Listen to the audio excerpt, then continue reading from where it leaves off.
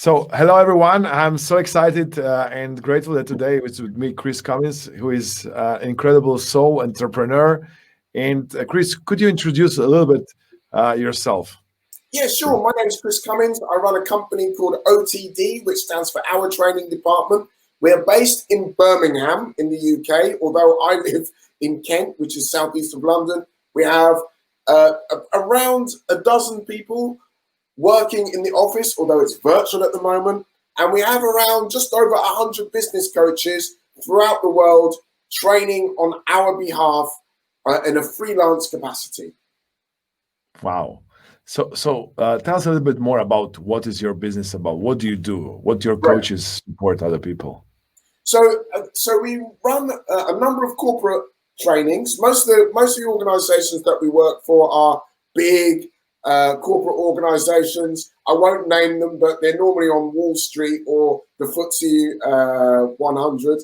So, and they're big companies, and most of the types of training we do are things like presenting, coaching, selling, leadership, influence, those sorts of programs. And laced within all of our workshops, all of the workshops that we run, there is a little bit of neuro-linguistic programming in there as well, because we want to help to really make change. Our motto or our vision or mission is creating lasting change across the world through innovation and inspiration. So that's what we do. Wow. Inspiring already. So how did it all start?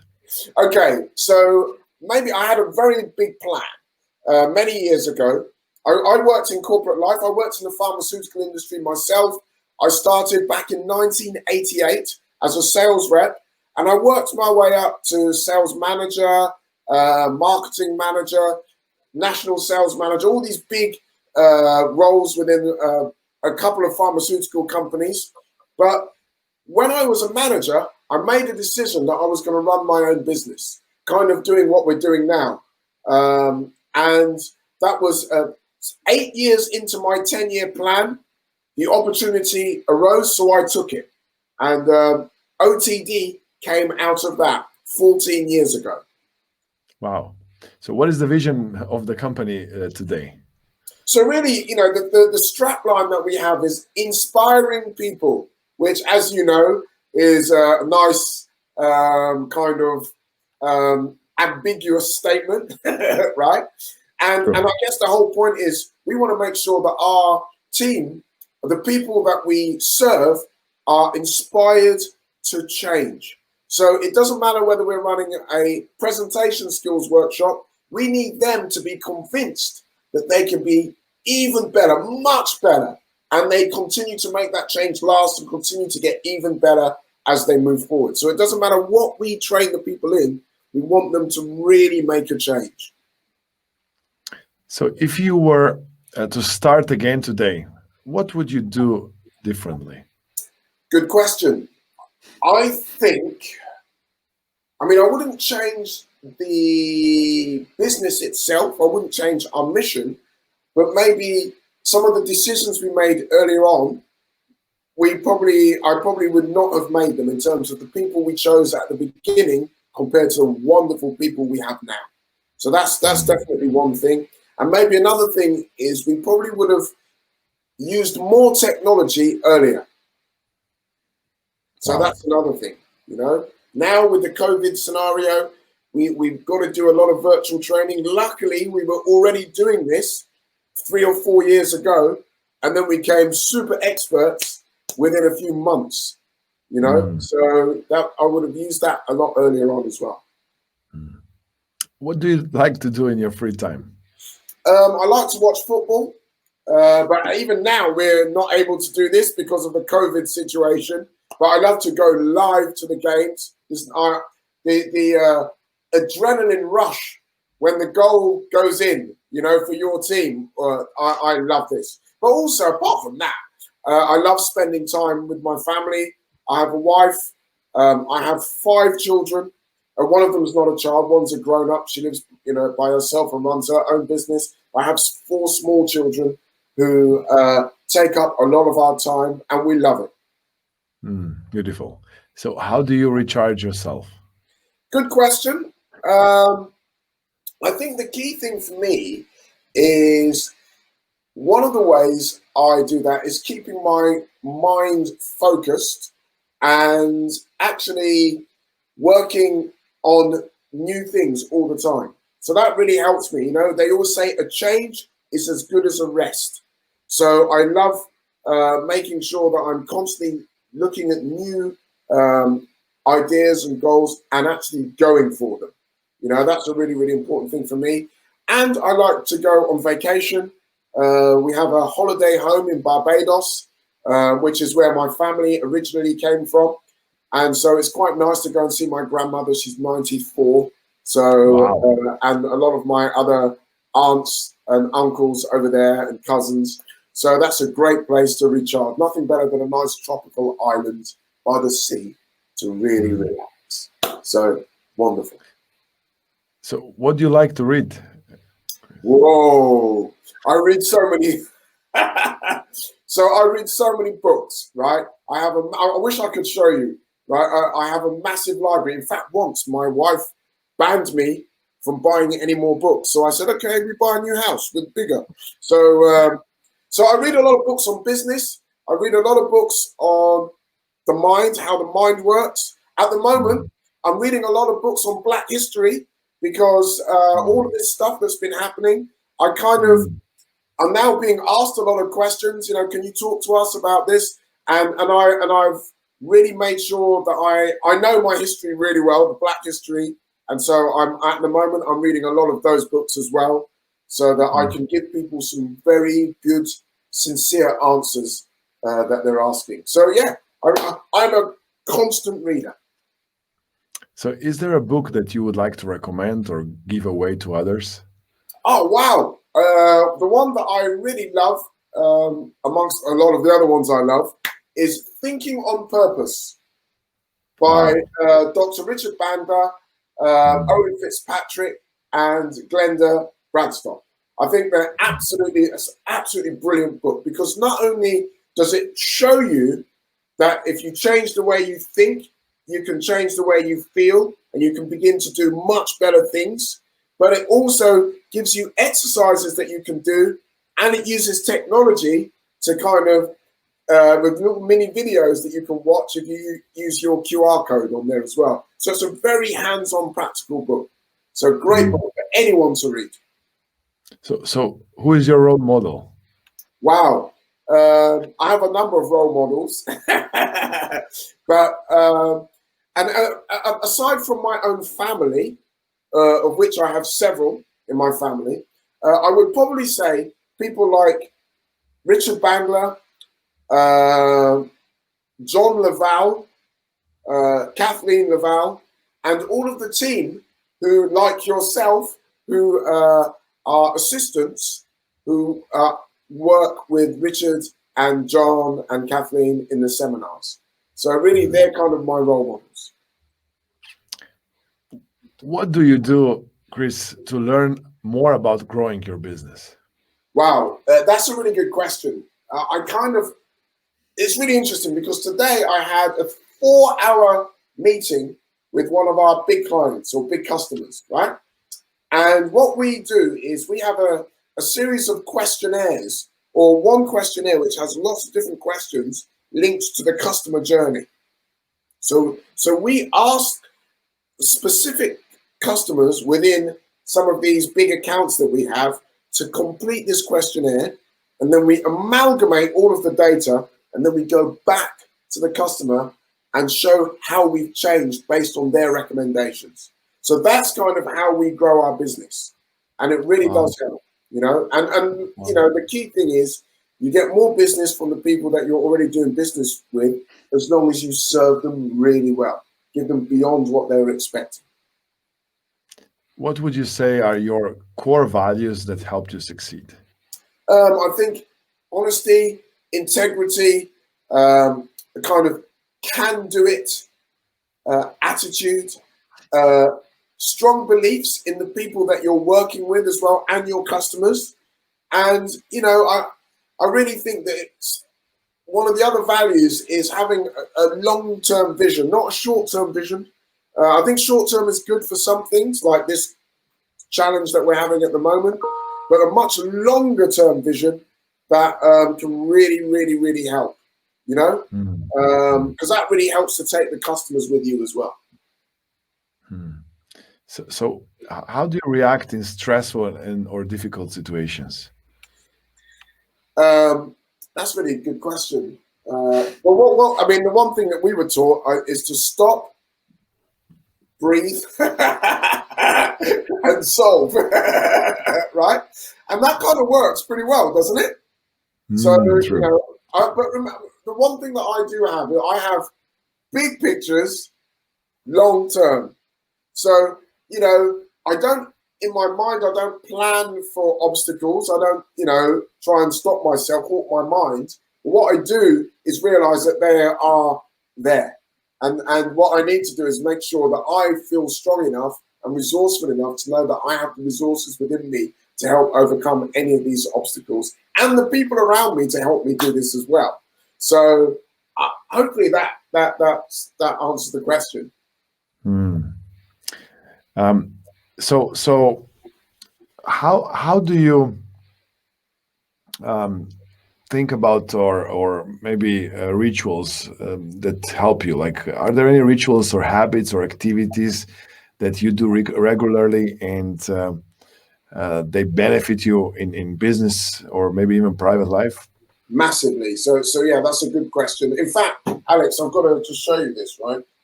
What I do every day, I read a set of cards, right? So I normally have about 30 cards, okay? And these have goals that I'm looking to achieve, but I write them as if they've already happened. Wow. So in other words, I mean, let's have a look at this. What does it say here? This is an old one. These are cards. These are cards from like 10 years ago, right? And I keep all of my cards. As soon as I achieve the thing, then I put down the card, put it away, and I write a new card. So this is a constant rolling thing. So you just write it once, or you write it every day? No. So what I do is I write them, right? I have maybe 30, and I read them every day, minimum once a day.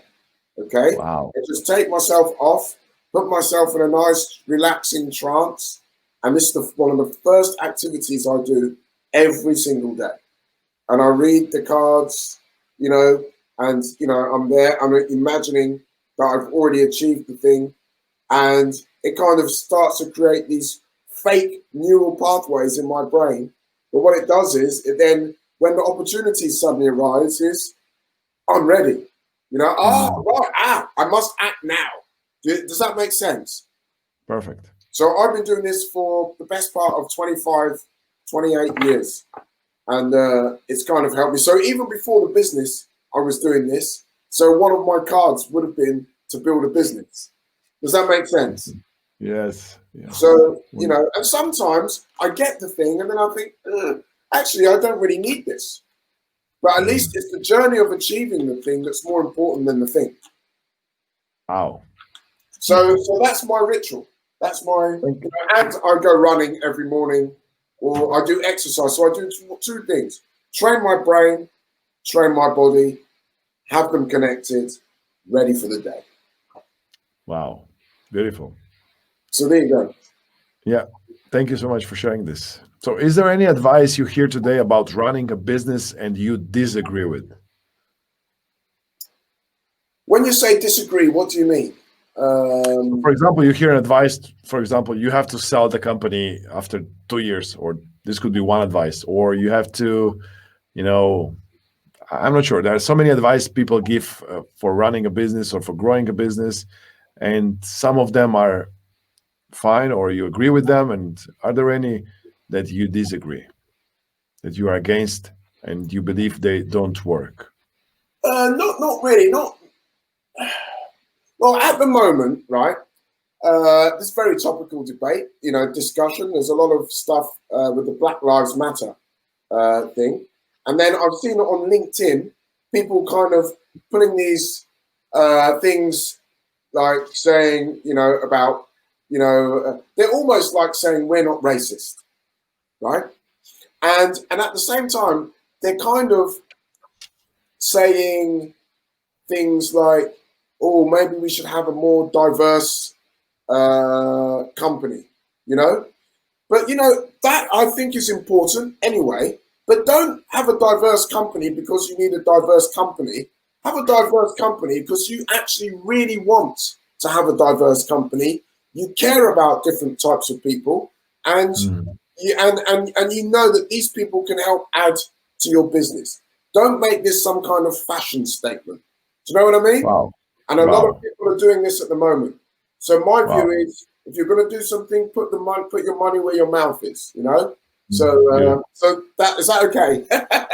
That's my perspective. Yeah. Yes. Yeah? Yes. Beautiful.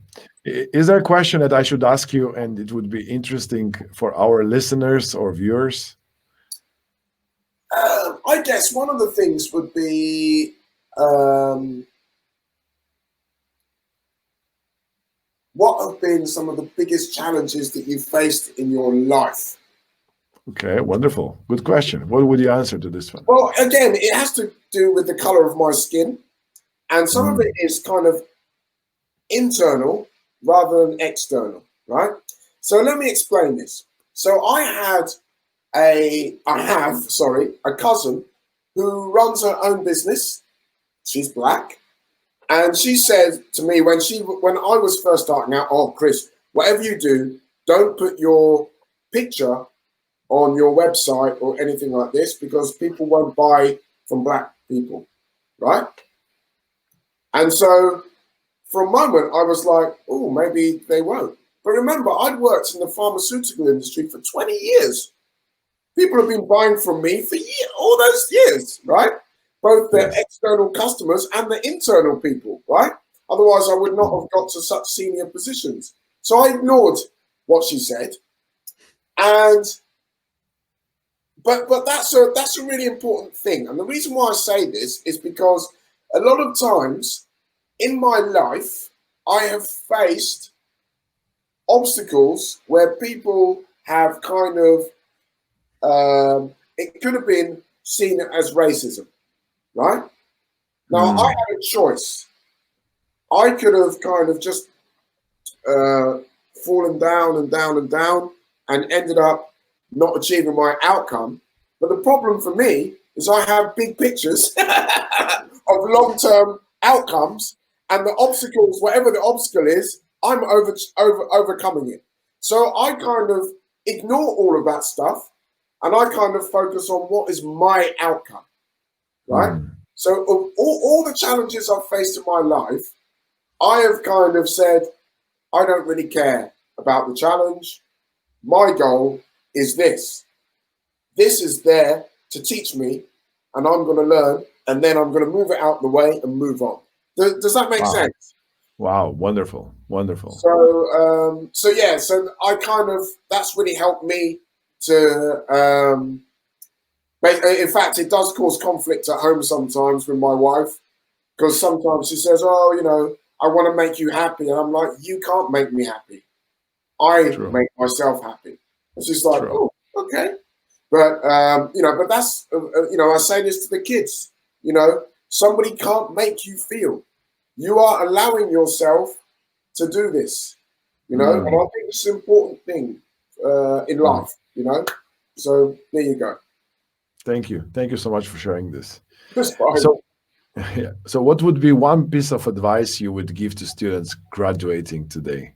My word. Make sure you have absolutely crystal clear, strong feeling, big sounding outcomes, right? They're never big enough, because, you as soon as you set yourself a goal, there's going to be some voice inside your head going, can you do it? Blah, blah, blah, blah, blah, blah. But for me, that is the position, that is the permission to keep going.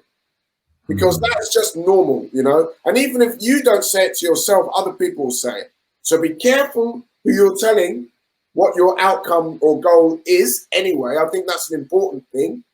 And surround yourself with great people who can help you get there. There's how many billion people on this planet? 9. So there's bound to be someone who can help you if you put it out there. Beautiful. So what would be one piece of advice you would give to business owners who listen to us today? Having said what I said about diversity, I would still say, don't see the big mistake that a lot of people make is they kind of employ their friends in their business, their family in their business. This causes big problems. Yes. Go and find people that can do the job, right? And it doesn't matter what they look like, what they sound like, just find people that can do the job. That is important because, and have a passion for doing the thing that you want, right? Because, and it doesn't matter whether they're black, white, Chinese, Indian, anything, find the right people, because that's what we've done in our business. Chris Cummins, it was really nice to have you. Thank you so much for joining. It's a pleasure. Thank you. Thank you.